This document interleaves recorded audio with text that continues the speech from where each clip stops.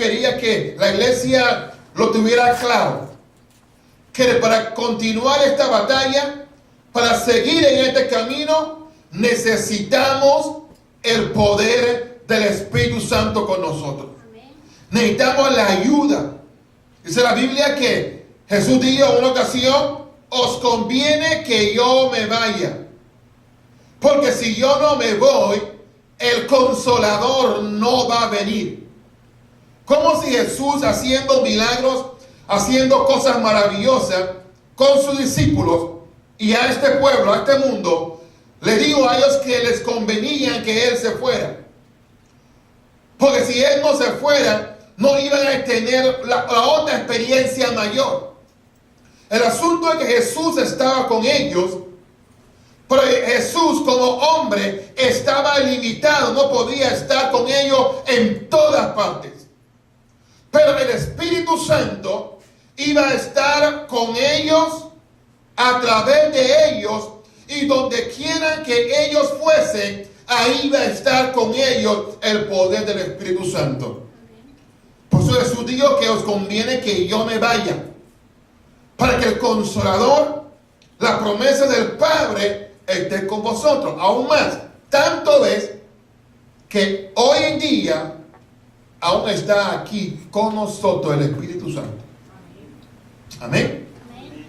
Nosotros tenemos la experiencia con Él, ¿verdad? Y es el Espíritu Santo que nos anima, es el Espíritu Santo que nos fortalece, es el Espíritu Santo que nos da la vida, que nos da la ayuda, que nos da el poder.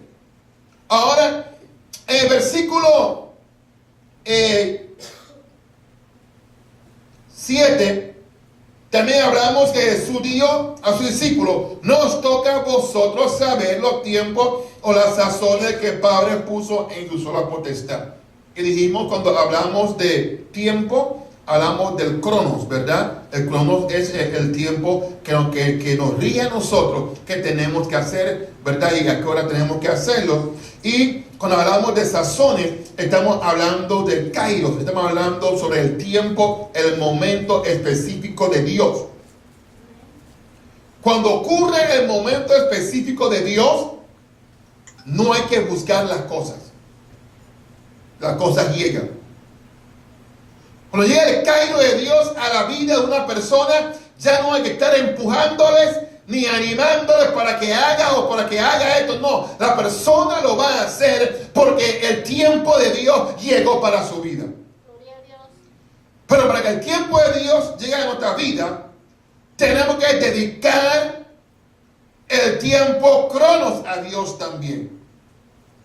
Pues pasamos todo el tiempo cronos en todas las otras cosas y no involucramos a Dios, alejamos el kairos de nosotros. Amén. Ahora, en el versículo 12, ya después de esa experiencia que Jesús le habló, ¿verdad? Y le dio en el versículo 11 que aquel Jesús que están mirando ahora, lo van a ver ir al cielo. Dice el versículo 12, entonces volvieron, ¿a dónde?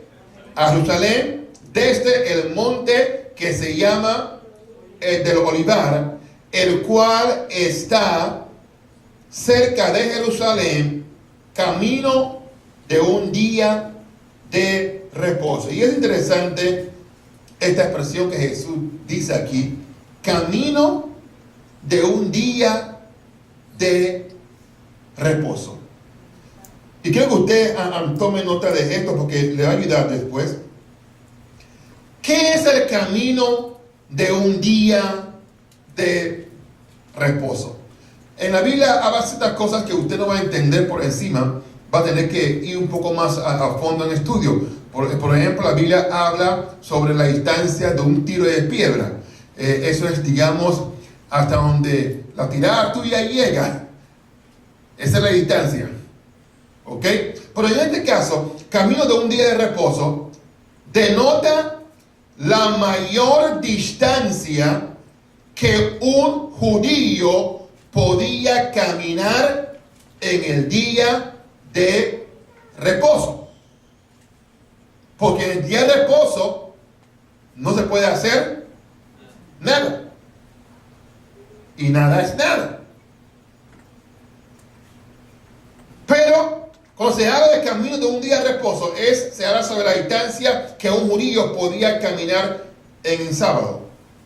No hay instrucción alguna sobre esto en la ley, sino que cuando algunos del pueblo salieron en sábado a recoger maná, Moisés les reprendió.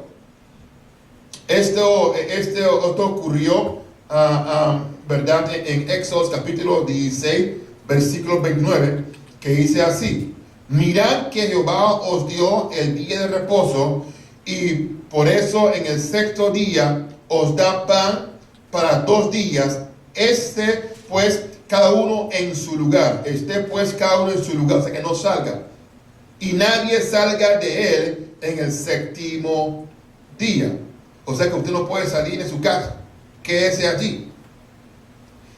Pero en la época del Nuevo Testamento se aceptaba que una persona podía caminar en el día de reposo una distancia de 2000 codos. 2000 codos se habla alrededor de 900 metros. 900 metros.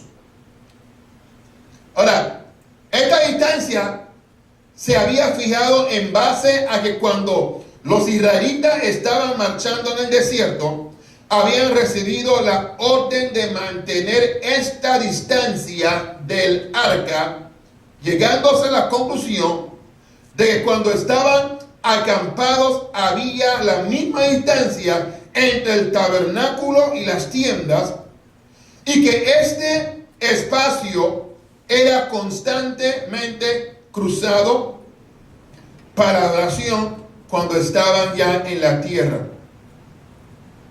¿Verdad? Ellos salían y contaban desde la puerta de la ciudad, ¿verdad?, donde salía el viajero, y trataban de mantenerse en esa cantidad de distancia.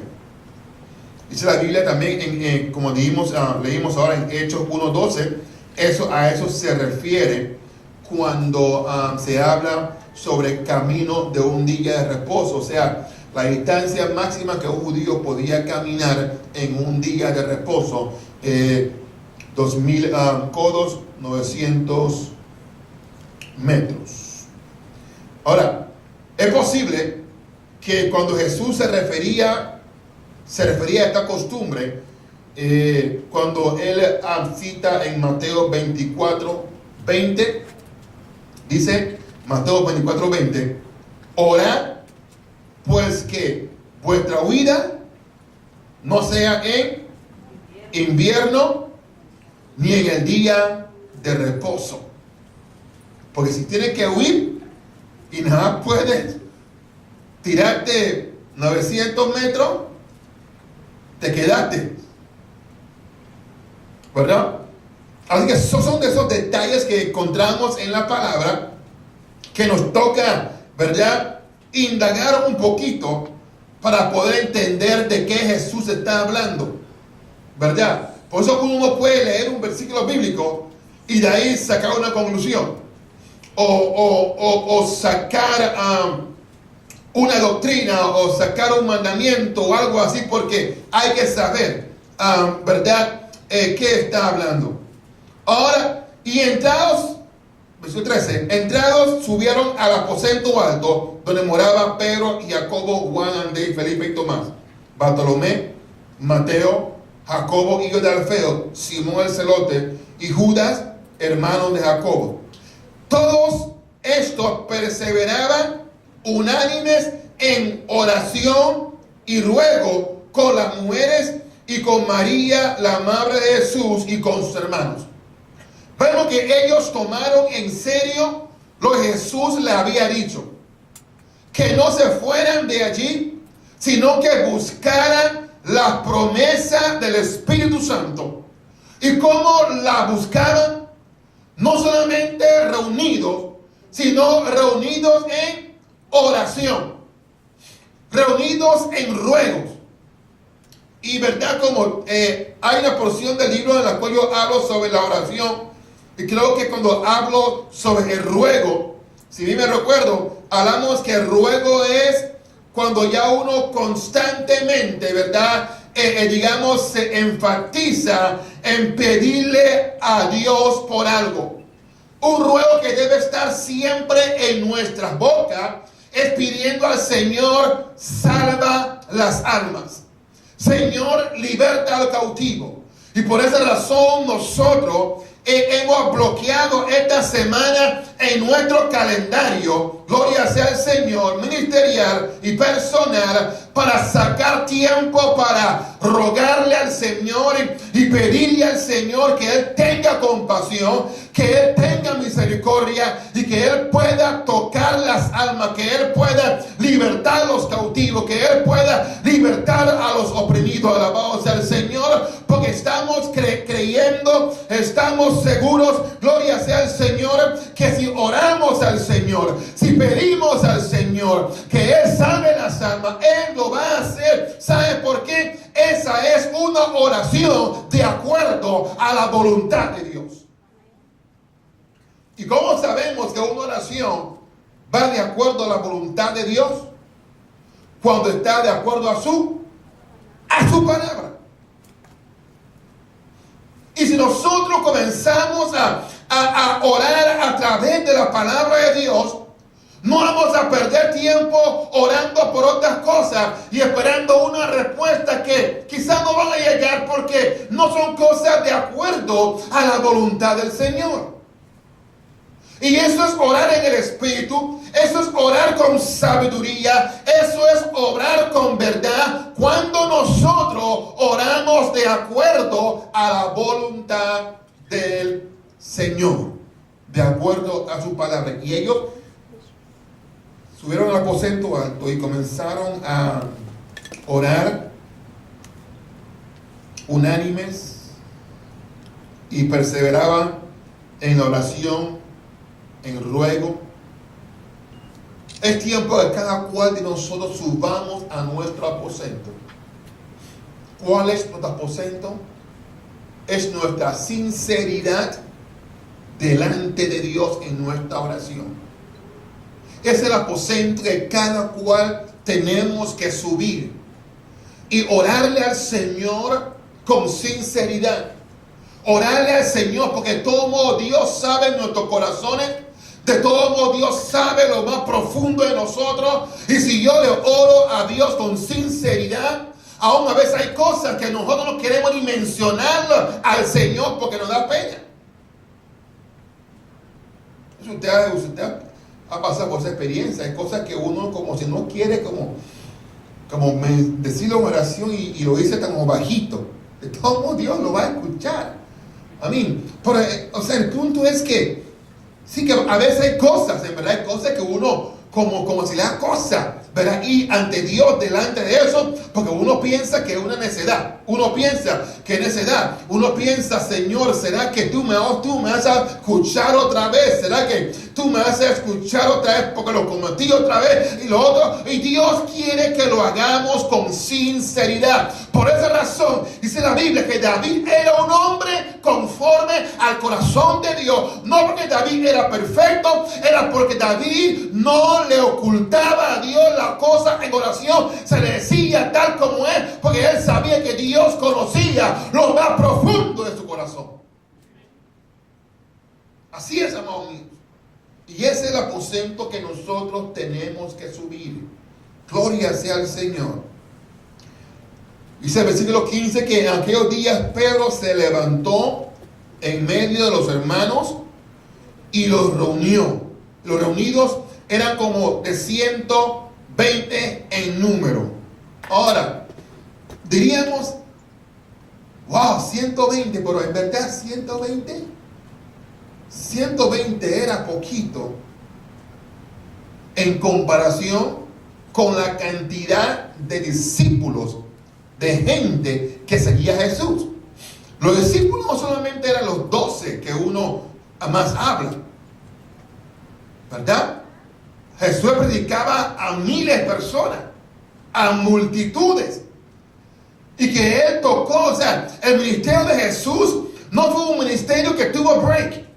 Jesús se mantuvo predicando, Él se concentró, Él no tenía tiempo para hacer otro trabajo, Él no podía hacer nada más, Él estaba concentrado en los 3 años y tanto que Él tenía que hacer esa obra, y multitud de personas a Él lo estaban siguiendo, y aún para que después de que Él se levantara de los muertos y mostrara su poder, solamente 120 se reunieran al aposento alto. Y créanme que quizás es la primera vez que yo lo veo de esta forma, y muchos dicen 120 como si fuera un montón, tomando en balance la cantidad de gente que Jesús tocó. ¿Cuántos panes y cuántos peces multiplicó? ¿A cuánto en una vez? 3,000, ¿verdad? Y en otra vez 5,000. Y sin contar a las mujeres y los niños, eran 15, 20, 30, 40,000, 50,000 personas. Y con el tremendo asunto que ocurrió en la cruz del Calvario, que todo el mundo se dio cuenta, y la piedra se removió y todas esas cosas, y otros muertos que habían muerto también se levantaron, pero Jesús se levantó de los muertos para que 120, eso para que nosotros veamos que siempre ha sido, no siempre la multitud es la que queda a servir a Dios sinceramente. Así que usted no se emocione con la multitud. Aún cuando llenamos este lugar, o el lugar que Dios nos va a dar propio, aunque toquemos todos los corazones de la gente en Herndon, en esta área de Estados Unidos, no es la multitud, siempre son los pocos. Por eso Jesús dice en su palabra: en lo poco me has sido fiel, en lo mucho te pondré. Ahora, y Pedro se levantó, el mismo Pedro que había negado al Señor. ¿Quién? Ese hombre, yo ni lo conozco, ¿te parece a él? Y comenzó a llorar amargamente. El Pedro que lo negó, ahora él se levanta en medio de todo. ¿Por qué? Porque él recibió la promesa. Cuando usted recibe la promesa del Espíritu, cuando usted se deja guiar por el Espíritu, usted recibe valentía. Recibe coraje espiritual. Que hay mucha gente que tienen coraje para otras cosas, pero cuando van a predicar o van a animar a alguien o van a evangelizar, no pueden, no les sale la palabra. Pero para otra cosa tienen boca. Porque cuando usted recibe el poder del Espíritu Santo, el Señor te suelta la lengua. Amén, gloria a Dios. Cuando yo fui yendo al Espíritu Santo, mi lengua se soltó. Yo le comenté que yo ni hablaba.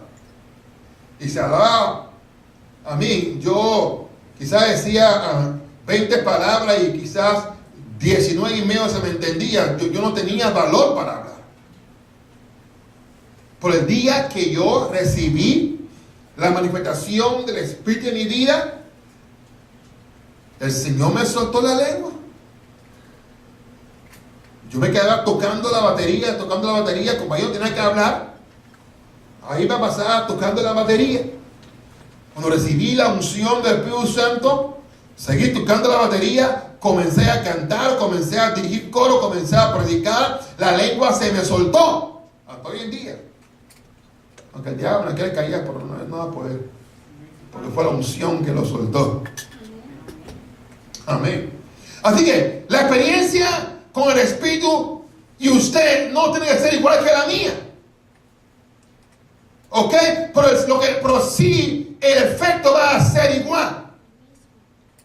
Te va a motivar a ganar almas. Porque nadie que diga que es lleno del Espíritu Santo y no tiene la motivación de ganar almas, entonces no está lleno del Espíritu Santo que yo conozco. Porque la primera labor del Espíritu Santo es que convencer de pecado, redarguir, instruir al hombre de Dios, a la mujer de Dios, para que sea capaz para ejecutar la buena obra. nosotros necesitamos en esta ciudad, necesitamos en este lugar, en este pueblo, que todos seamos llenos del Espíritu Santo y comencemos a hablar la palabra de Dios con poder. Ahora, cuando descendió la unción del Espíritu Santo, y esto lo vamos a ver más luego, sabemos que comenzaron a hablar en lenguas. Pero, ¿qué hablaban en lenguas? Hablaban las maravillas de Dios. Estaban predicando.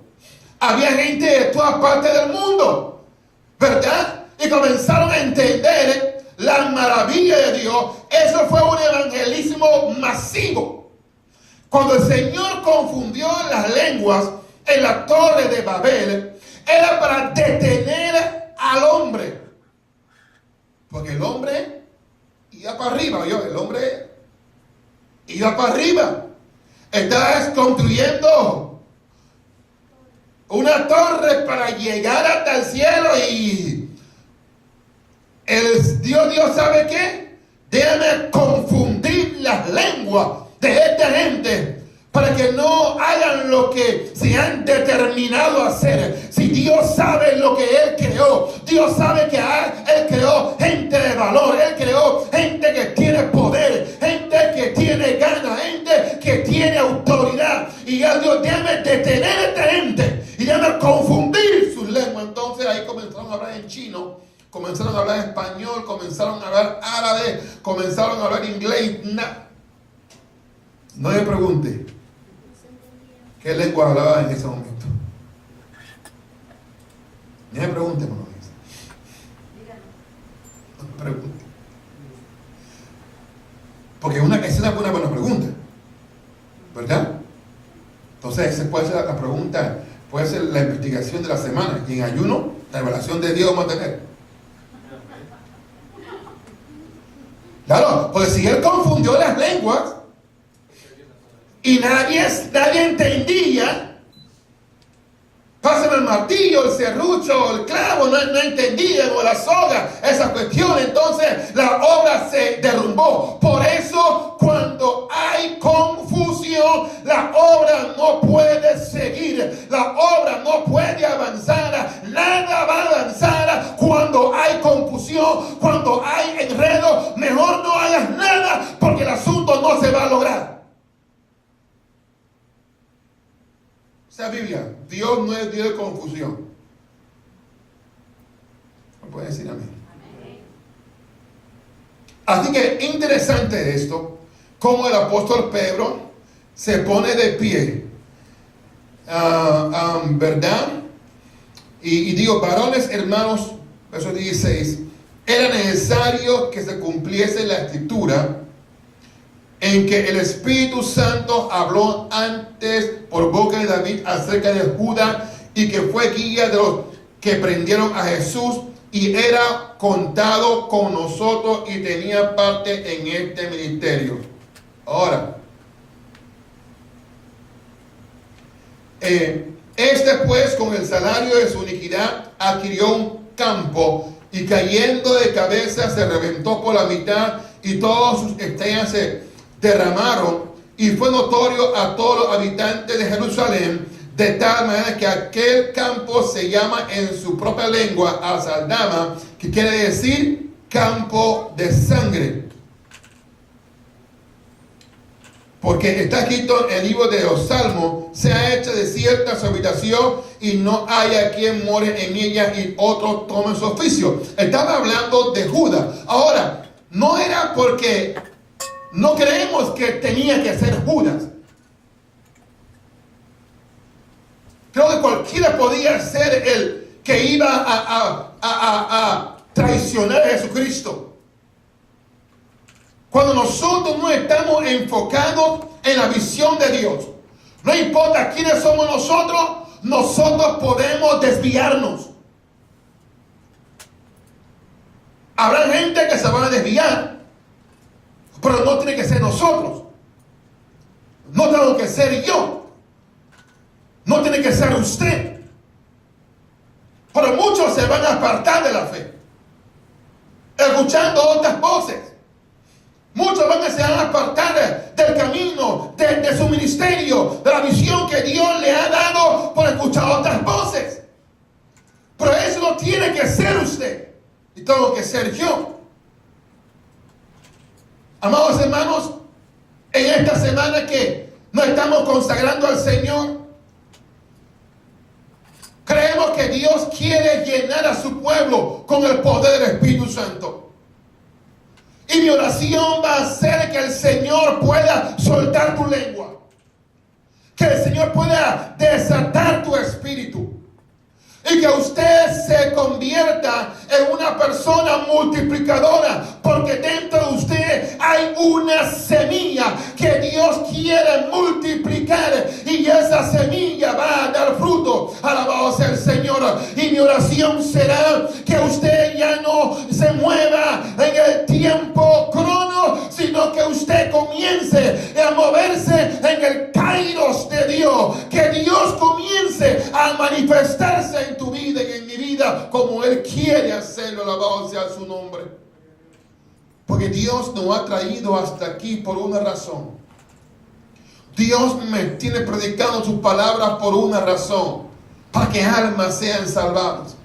Para que vidas sean liberadas. Usted es salvo por esa razón. Porque Dios te quiere utilizar como un instrumento para la honra de su gloria. Es tiempo que nosotros entendamos eso y abracemos esa verdad.